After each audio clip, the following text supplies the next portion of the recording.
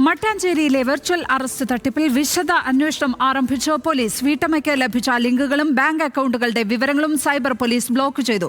2,88,00,000 രൂപയാണ് മട്ടാഞ്ചേരി സ്വദേശിയായ വീട്ടമ്മയ്ക്ക് തട്ടിപ്പിലൂടെ നഷ്ടമായത്. സൈബർ തട്ടിപ്പിലൂടെ 25 കോടി രൂപ തട്ടിയ കേസിൽ ക്യാപിറ്റലിക്സ് എന്ന ആപ്പിനെതിരെ കൊച്ചി സിറ്റി പോലീസിന് 5 പരാതികളാണ് കിട്ടിയിരിക്കുന്നത്. വിവരങ്ങളുമായി സഹിൻ ആന്റണി ചേരുന്നു. സഹിൻ, ഞെട്ടിപ്പിക്കുന്ന വിവരങ്ങളാണ് കഴിഞ്ഞ ദിവസം സഹിനടക്കമുള്ളവർ പങ്കുവച്ചത്. ഈ രീതിയിൽ ഒരു വെർച്വൽ തട്ടിപ്പിലൂടെ, വെർച്വൽ അറസ്റ്റിലൂടെ 2,88,00,000 രൂപ ഒരു സാധാരണ വീട്ടമ്മയ്ക്ക് നഷ്ടമാകുന്ന സാഹചര്യം.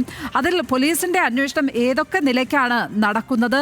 എന്തൊക്കെയാണ് ഈ അന്വേഷണ പുരോഗതി? നമുക്കിപ്പോൾ പങ്കുവയ്ക്കാനുള്ള വിവരങ്ങൾ. ലക്ഷ്മി, ഈ വെർച്വൽ അറസ്റ്റ് തട്ടിപ്പിൽ വിശദമായ ഒരു അന്വേഷണം പോലീസ് ആരംഭിച്ചിരിക്കുന്നു എന്നുള്ളതാണ് മനസ്സിലാകുന്നത്. മാത്രമല്ല, വീട്ടമ്മയ്ക്ക് ലഭിച്ച ലിങ്കുകൾ, ഒപ്പം തന്നെ ബാങ്ക് അക്കൗണ്ടുകൾ, ഇതെല്ലാം കേന്ദ്രീകരിച്ചുകൊണ്ട് പോലീസിൻ്റെ അന്വേഷണം മുന്നോട്ട് പോവുകയാണ്. 5 ഇതര സംസ്ഥാനത്തു നിന്നുള്ള ആളുകളെ പ്രതികർത്തുകൊണ്ടാണ് പോലീസ് FIR രജിസ്റ്റർ ചെയ്തിരിക്കുന്നത്. മാത്രമല്ല, ഇതിൽ വിശദമായ ഒരു അന്വേഷണം പോലീസ് നടത്തുമ്പോൾ മനസ്സിലാവുന്നത് ചില മലയാളികളുടെ സഹായം ഈ വെർച്വൽ അറസ്റ്റുമായി ബന്ധപ്പെട്ടുകൊണ്ട് ലഭിച്ചിട്ടുണ്ട് എന്ന് പോലീസിന് മനസ്സിലാവുന്നുണ്ട്.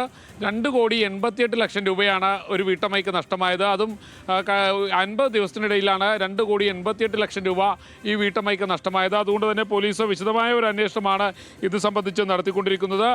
കൂടുതൽ വ്യക്തികൾ ക്യാപിറ്റലിക്സ് എന്ന ലിങ്കിനെതിരെയും പോലീസ് അന്വേഷണം ആരംഭിച്ചിരിക്കുന്നു. അതിനെതിരെ 5 പരാതികളാണ് നിലവിൽ പോലീസിന് ലഭിച്ചിരിക്കുന്നത്. ലക്ഷ്മി. സഹിൻ ആന്റണി, കൊച്ചിയിൽ നിന്ന്.